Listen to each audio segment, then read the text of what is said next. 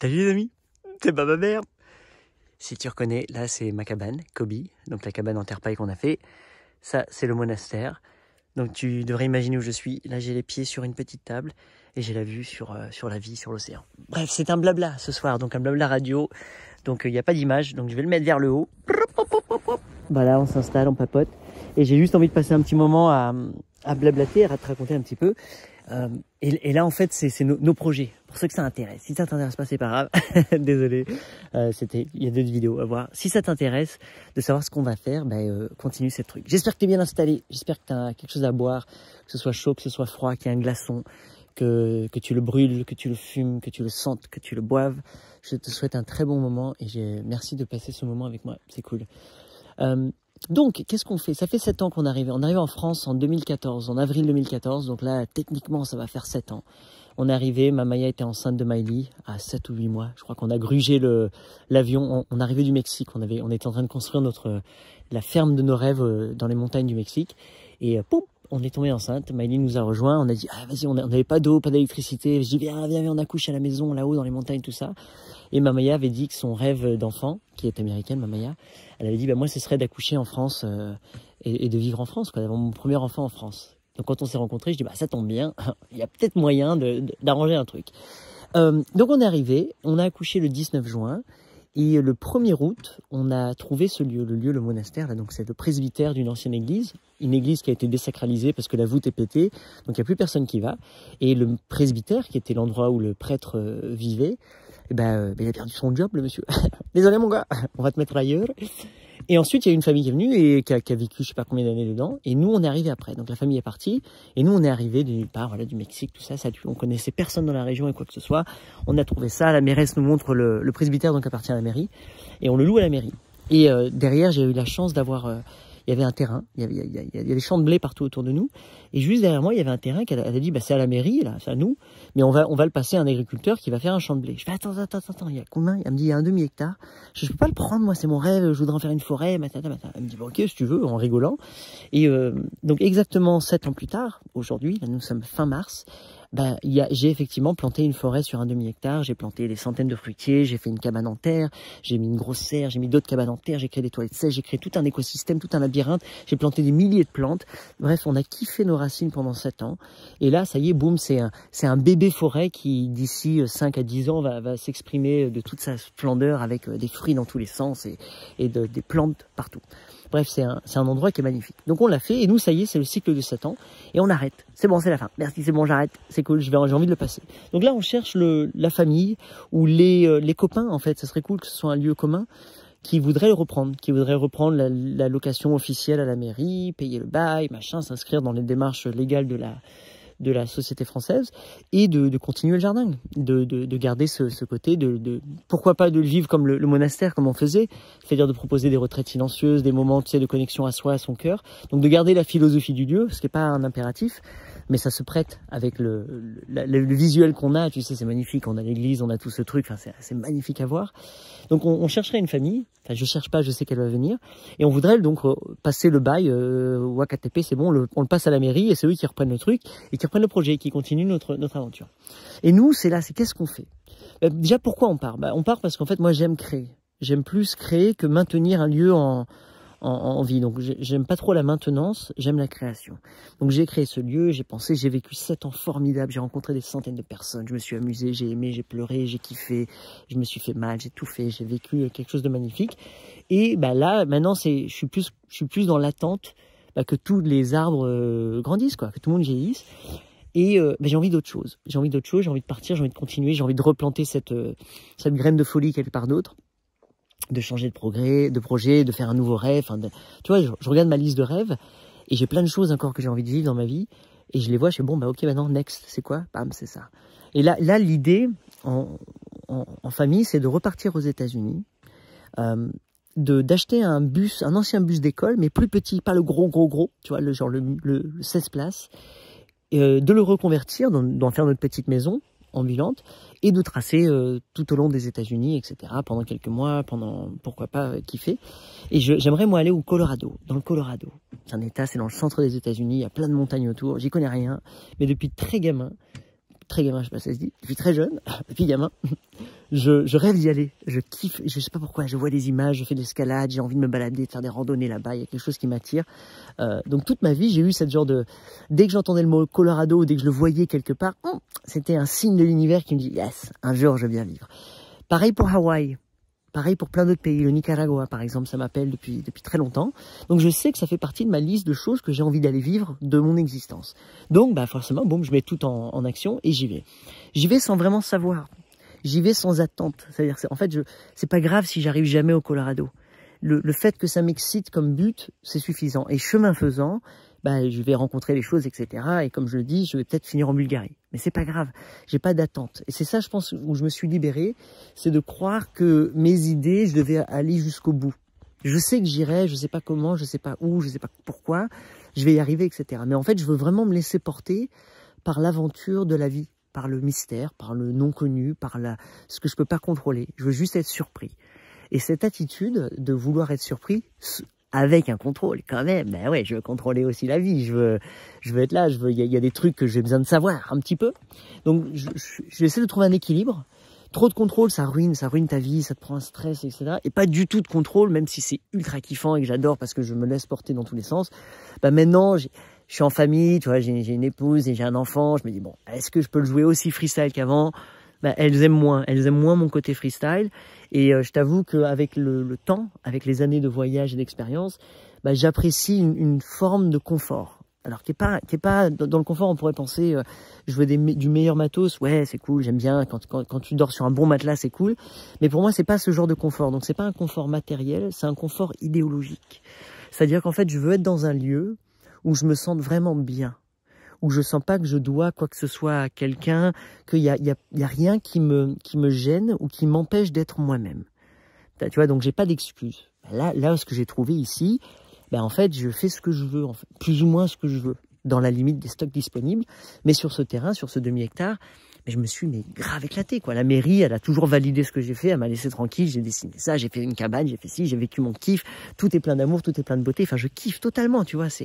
Et donc, en fait, d'avoir toutes ces permissions, à aucun moment il y a eu personne qui est venu m'embêter, me dire t'as pas le droit de faire ça, non il faut pas faire. Personne. Oh quelle liberté, quelle légèreté. C'est comme si j'avais le droit de tout faire. Alors maintenant il y a des trucs que je fais pas. J'aimerais, même si pour moi je devrais enterrer mes grands-parents sur mon terrain ou les gens que j'aime créer. Tu vois, en Jamaïque, quand ils faisaient ça, ils enterraient leurs morts, leurs grands-parents, les ancêtres, sur leur terrain. Donc il y avait des tombes sur le terrain privé. Je kifferais trop faire ça. Je fais un gros trou, je fais un compost de ouf, blablabla, on roule mémé en boule, on lui fait un peace sign et le sol la remange et pam, j'ai des arbres qui explosent, qui grandissent. Merci mémé, t'es là, t'es sous terre avec nous. Elle s'incarne différemment, mon mémé. Je sais pas si t'as encore tes grands-parents, toi. Moi, je crois qu'il me reste un grand-père. J'en ai eu plein. En plus, comme j'ai eu des beaux-parents, tu vois, ma mère s'est mariée 4 fois. Donc j'ai eu des différents papas et les papas viennent avec des mamans. Donc j'ai eu différentes grand-mères, genre des grand-mères par mariage, mais des grand-mères qui pour moi dans mon cœur sont des grand-mères, tu vois, genre je les ai kiffées étant petit, c'était mes grand-mères, etc. Et après si tu remontes à la source, t'as un grand-père et une grand-mère biologique. Donc moi il m'en reste qu'un seul. Tout le monde a passé le cap, ils sont tous morts, ils sont tous enterrés, ils sont tous brûlés, les cendres sont dispersées, il me reste un grand-père.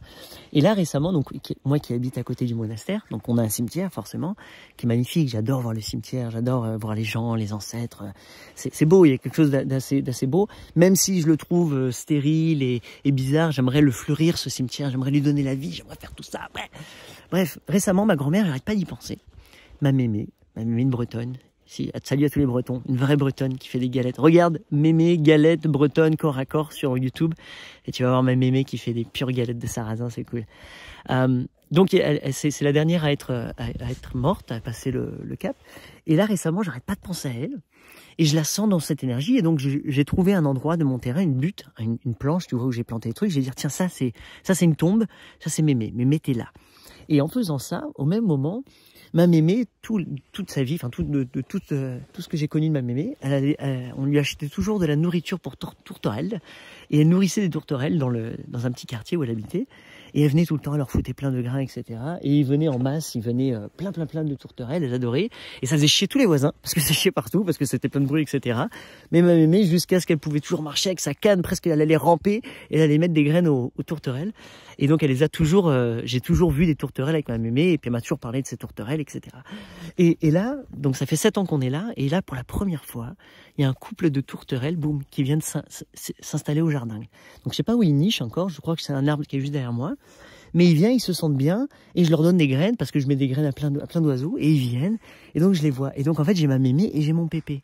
Les deux sont là, incarnés dans l'oiseau, donc symbolisés dans l'oiseau. Alors je sais pas si c'est eux, mais je m'en fous. Moi, je les ai appelés mémé et pépé, et ça me permet d'être encore avec ma mémé et mon pépé, et d'avoir cette mémoire, le côté, j'ai le cœur qui pépite quand je les vois, et j'ai le même amour que j'ai pour ma mémé et mon pépé, ça me renvoie des super souvenirs, tu vois. Donc je ne sais pas si tu as déjà fait ça. En tout cas, j'ai l'impression que si tu regardes vraiment attentivement autour de toi, j'ai l'impression que toutes les personnes qui sont passées de l'autre côté, elles sont encore présentes. Il y a encore une symbolique, il y a encore une marque de leur présence. Donc ouvre les yeux. Je ne sais pas qu'est-ce que tu as perdu dans ta famille ou dans tes amis, mais regarde autour de toi. Et tu serais surpris de voir qu'ils sont présents, qu'ils ont toujours été présents et qu'ils seront toujours présents dans ta vie. Ils font partie de ta vie. Je sais pas pour toi, moi je le vois dans les visages. Par exemple, dans le visage de Miley, de ma fille, ben, j'ai mon grand-père et j'ai mon père dedans. Donc c'est cool parce que à vie, je vais voir des expressions faciales sur ma fille qui me rappellent mon grand-père, qui me connectent à mon grand-père et qui me connectent à mon père. Donc qui me connectent à ma génétique, à mon héritage familial. Je dis, oh, trop cool. Et puis je vois aussi le côté héritage de Mamaya. Les gens que j'aime, j'adore les parents de Mamaya, j'adore leur famille, j'adore son héritage. Et donc il apparaît aussi dans Miley. Et donc c'est ça que je trouve assez fascinant, c'est qu'en fait, ben, moi dans ma réalité, ben, tous les symboles, toutes les choses que je vois, mon entourage immédiat, donc mon quotidien, ben, me rappellent ma vie entière. C'est plein de choses qui reviennent de mon passé, etc. Et c'est comme si en fait je vivais dans une bulle limitée de créativité, d'énergie, et que la même énergie perdurait tout au long de ma vie, mais elle se transformait, elle changeait de forme. Donc ma mémé, l'idée de ma mémé, que j'ai adorée, se transforme aujourd'hui dans cette idée que je transpose sur une tourterelle, et que sur un terrain, et sur une plante, et sur des habitudes, sur un gilet, parce que ma Maya, elle porte le gilet de ma mémé, le vrai, celui qu'on a hérité de ma mémé, on a eu un gilet, elle le porte, elle dit « Ah, elle est là, ma mémé, elle est sur ma femme, c'est trop bien !» Donc tu vois, c'est des beaux actes. Et je me demande comment sur ma mère et sur mon père, quand ils mourront, ce que ça va faire. Donc voilà, enfin bref, tu vois, le genre de kiff, moi c'est ça que je kiffe faire de ma vie. Je kiffe observer, décortiquer l'existence, ma réalité, qu'est-ce qui se passe, pourquoi je pense comme ça, comment je suis connecté, qu'est-ce que je vois. Et donc c'est là où je dis je suis éveillé, mais c'est pas au sens Bouddha souvent. Je sais que c'est maladroit encore le mot éveillé, je suis en train d'essayer de trouver un nouveau mot, mais il me semble juste, j'ai vraiment les yeux grands ouverts. En fait, j'ai les yeux grands ouverts sur le ici et maintenant. Je kiffe le ici maintenant. De toute façon, tu ne peux que kiffer le ici maintenant.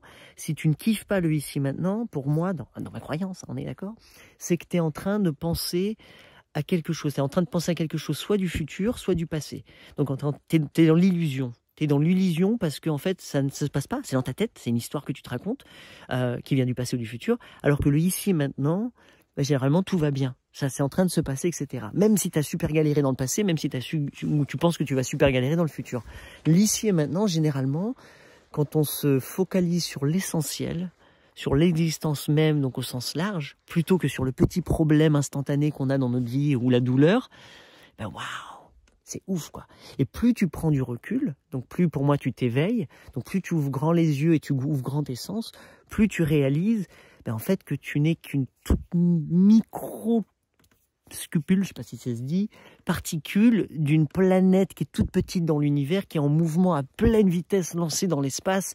Et enfin, c'est rien du tout par rapport à la totalité. Mais pour moi, bah oui, mais c'est ma vie, c'est mon expérience humaine, bah c'est le centre de mon existence. Donc en fait, je m'en fous qu'il y ait des planètes ailleurs, bah je vis, moi je veux vivre, je veux kiffer, je veux faire ces choses-là. Donc, mais tu vois, je prends conscience des deux choses. Dans un spectre plus large, c'est pas grave, rien n'est grave. Qu'est-ce qu'on s'en fout de ce qui se passe? Tout rebondit, etc. C'est pas grave que tu m'aimes pas, c'est pas grave que si, c'est pas grave que ça. On s'en fout. Tu vois, c'est vraiment, c'est ce qu'on en fait. C'est à chaque fois, on apporte trop d'attaches, trop d'émotionnel, trop de choses, trop de poids, trop de croyances sur ce qui se passe. Et on en fait un drame. Donc chacun de nous, c'est nous qui en faisons un problème, c'est nous qui en faisons un drame. Et c'est là où je me dis, mais oui, mais en fait, putain, mais c'est vrai, quoi, à chaque fois.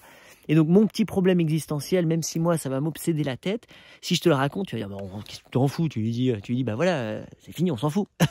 Et en fait, oui, ça paraît tellement simple de l'extérieur, mais dans notre réalité individuelle, la tienne, la mienne, et celle de chacun de nous, bah, ça fait bizarre, ça fait, non, mais non, ça prend toute la place. Donc, c'est pour ça, apprendre à ouvrir encore plus les sens, et apprécier l'existence, la grandeur, la totalité, l'infini de l'existence dans le moment ici et maintenant. Pam. Tu fais ça, quoi. Et c'est là, tu regardes autour de toi et yes, c'est kiffant, quoi. Donc voilà, c'est le jeu pour moi, c'est le jeu. Et j'ai l'impression que ça fait partie du connais-toi toi-même. Tu sais qui a priori était écrit sur toutes les pyramides. J'adore ces histoires qu'on se raconte. C'était écrit sur toutes les pyramides. Je sais pas, moi, j'y suis jamais allé. J'étais pas dans ces écoles. Mais l'idée, donc même si c'est pas écrit sur le mur l'entrée de l'école, je me dis c'est ça la vie. Pour moi, l'école de la vie, c'est de se connaître. Plus tu apprends à te connaître, plus tu vas te révéler, plus tu vas offrir ton talent à l'existence, plus ça va donner du sens, plus tu vas t'expandre et tu vas profiter pleinement de ton existence. Et pour moi, profiter pleinement de son existence, c'est aussi bien recevoir, donc la beauté de la vie, toutes ces belles choses, que donner. Et en fait, ce qu'on réalise, alors je sais pas si c'est tout le temps le cas, mais il y a quelque chose de hyper fort à donner. Quand tu donnes, c'est comme si tu étais beaucoup plus rewarded. Tu as vu comment on dit en anglais, rewarded. Que tu recevais beaucoup plus en échange quand tu donnais que quand tu recevais. Donc en fait, ça t'excite plus de donner, la jubilation que tu as quand tu donnes des choses, quand tu fais un acte généreux, quand tu donnes de l'amour, quand tu fais ça, que quand toi tu reçois quelque chose. Quand tu reçois quelque chose, la dopamine monte, c'est cool, t'es super excité, c'est super, et bouf, ça redescend.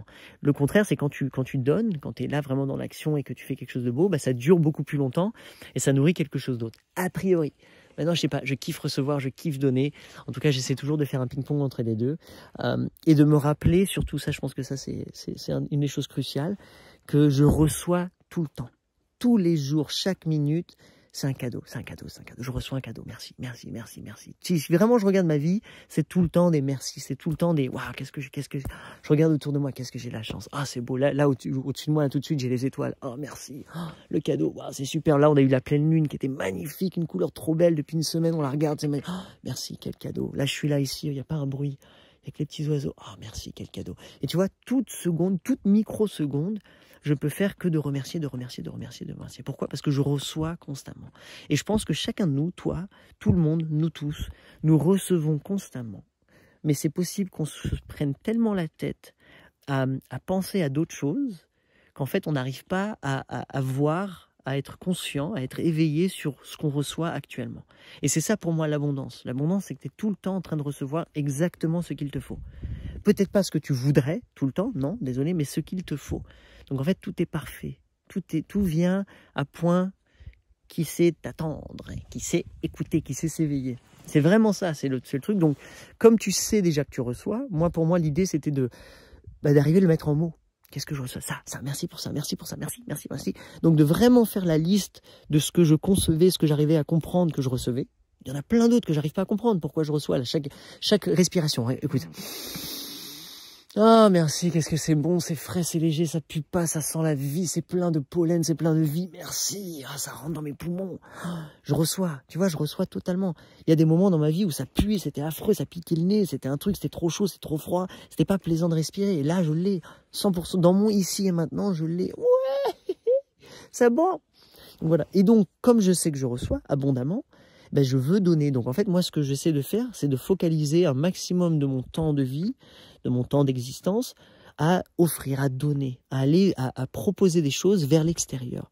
Et donc, tout ce que je crée, j'ai envie de le partager, j'ai envie de le donner, j'ai envie de l'échanger, j'ai envie d'aller le mettre en avant vers un public, vers quelqu'un, vers des gens, pour dire, viens en échange, viens, je te donne, et je veux toujours faire ça. En fait, c'est un élan de générosité, d'amour vers l'autre. Et je l'ai toujours eu. Alors oui, il y a des moments où j'ai eu peur, où j'ai envie d'être radin, où j'ai pas envie de donner, ou non. Tu sais, moi, c'est normal, ça fait partie aussi de la création de l'ego, de la compréhension de soi et de dire tes limites. Mais d'un sens, je pense, en majorité, je suis plus généreux, j'ai plus envie de donner aux gens. Ça me rend tellement plus, la vie plus formidable, c'est tellement plus beau que de m'occuper de moi-même. Donc en fait, moi, c'est pour ça que je suis une personne qui donne énormément à l'extérieur, parce que je kiffe. Je kiffe voir sur le visage des autres le plaisir, la joie, le bonheur d'être partagé, le fait de recevoir un cadeau. C'est magnifique. Et j'adore voir ça. Et donc comme de façon égoïste, depuis mes yeux, depuis ma conscience, je le vois avec mes yeux, et ben c'est comme si j'étais spectateur du spectacle. Tu vois, je pouvais voir ce spectacle. Quand je reçois, c'est un petit peu différent, même si je le reçois en plein cœur, etc. Ça se passe à l'intérieur. Je ne me vois pas apprécier le cadeau. Tu vois, j'ai pas ce visuel. Il faudrait que je me mette devant un miroir. Salut. Oh, regarde. Ah, qu'est-ce que je suis content. Ouais, je le fais pas, ça d'ailleurs. Je fais pas ça devant le miroir. Je devrais peut-être. C'est peut-être un exercice à faire. Mets-toi devant le miroir et fais tes gratitudes devant le miroir. Merci la vie. Merci le truc. Et tu vas sourire. Merci, merci, merci la vie. Ah ouais, c'est cool. C'est vrai, quand je dis merci, quand tu dis merci à quelque chose, par exemple, merci aujourd'hui, merci de m'écouter, merci d'être là encore, merci d'ailleurs toi. Eh ben, ça me fait tout de suite sourire. Tu sais, je peux pas dire merci avec le visage fâché. Donc voilà, la gratitude, la gratitude. Et je pense que c'est ça la vie. Gratitude, profiter, accepter que c'est tout parfait. Quelle chance on a, qu'est-ce que c'est formidable. Oui, des fois ça secoue, mais qu'est-ce que j'ai la chance de vivre et je veux vivre pleinement. Et tic-tac, oui, le temps passe. Je sais que la vie humaine et l'expérience humaine est limitée. Et puis ça peut s'arrêter du jour au lendemain. Mais je veux profiter pleinement. Merci la vie, merci les gens que j'aime. Et je veux faire ça, c'est tout ce que je veux faire. Et je pense vraiment que quand tu ne fais que ça, forcément que les lois de l'univers fonctionnent dans ton sens et que tu es dans l'abondance et que tu rencontres les bonnes personnes au bon moment et que tu vis d'amour et de liberté et que de beauté, quoi. Et c'est ce que je vous souhaite à tous. Je suis perpétuellement en chemin. Je pense que ça s'arrête jamais. C'est une quête perpétuelle. J'adore. Je kiffe être dans cette exploration. Je kiffe la partager aussi. Voilà. Donc, pour finir, on finit au Colorado. Et ensuite, l'idée, c'est d'aller tout doucement descendre vers les Amériques centrales. On retourne au Mexique voir nos familles, voir cette ferme justement qu'on était en train de construire et présenter notre enfant. Donc on est toujours en contact avec Facebook. On va présenter Miley, Mycelium, et ensuite on va descendre et pourquoi pas aller jusqu'au Nicaragua et puis on verra quoi. Mais il y a Hawaï qui est dans le coin de mon je sais pas. Donc moi je vais choper la nationalité américaine, je vais me faire naturaliser américain, comme ça j'aurai les deux. Parce que sinon, tous les 3 mois, il faut que je sorte et c'est un peu relou. Donc, je fais ça. Comme je suis marié avec une américaine. En plus, ma mère est américaine. Ils m'ont refusé une fois. J'avais demandé d'être américain aussi. Ils m'ont dit non, trop tard. Je dis, ça m'a coûté 1000 balles. Je suis salaud. Et là, on va le refaire. Donc, je vais devenir sûrement citoyen américain et français. Et je vais pouvoir jongler avec les passeports. Et je vais kiffer une vie aux États-Unis. Maintenant, aucune attente, encore une fois, sur ça. Je t'ai dit, je peux finir à Nantes, je peux finir en quelque part d'autre. En tout cas, je sais que je serai toujours dans un endroit que je kiffe, que j'ai envie de faire. Et je ferai toujours en sorte d'apprécier ce que la vie m'apporte. Même si je suis pas d'accord avec ça, de me dire, la vie c'est plus que moi, il y a quelque chose de plus grand que moi. Merci. Merci pour l'opportunité de faire ça, de faire ça, de faire ça. Voilà, je pense que c'est une attitude magnifique à aborder. Je te fais des bisous. Waouh, 22 minutes 31 secondes, c'est magnifique. Voilà, là c'est la fin. Tu devrais pouvoir voir des nouvelles vidéos si tu as envie. Tu cliques en bas à gauche pour voir une nouvelle vidéo ou un nouveau truc si ça t'intéresse. Et à droite pour t'abonner. Et comme ça, tu verras plus facilement mes vidéos quand elles sortent. Si tu me connaissais pas, c'était Baba Bear. Je suis en direct du Tarn, dans mon monastère, dans mon jardin jungle. Nous sommes fin mars 2021. La vie est belle, le ciel est étoilé. Je te remercie pour ton écoute. Très belle journée, très belle soirée, très bon matin. Vive la vie. Ciao, ciao.